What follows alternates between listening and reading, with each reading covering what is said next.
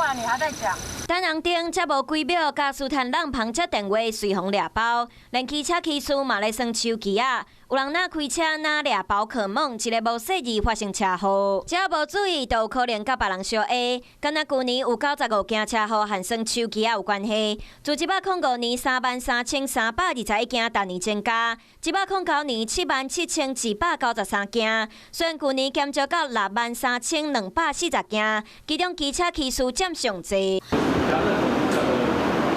外送真情，伫车路技师毋是咧看涂骹，都是甲手机放伫架顶耍。虽然这个动作真危险，不过警方真歹掠。如果开车的过程中，他是用手机架夹着，那只是单纯用手去拨动的话，那这部分我们在举例上会是比较有困难的。如果在驾驶的过程中去使用手机进行这个拨接，我们是可以处罚汽车驾驶人3000元的罚款，机车驾驶人1000元。只要是若骑车赛车看影片，警方会使以其他危险方式赛车来处罚。汽车驾驶就真歹掠，用路人违规，毋过煞真歹判断。要甲我试验驾驶看一条手机的信息，时线就会离开路啊4.6秒，以速度60公里来算，等于是你无咧看，毋过已经驶76.6公尺。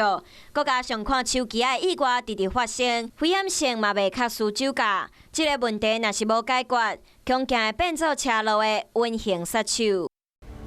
我是陈雅玲，想要跟我一起从零掌握天下事吗？赶紧按下华视新闻 YouTube 频道的订阅按钮，开启小铃铛，跟我一起探讨公共议题，给您最专业的华视新闻。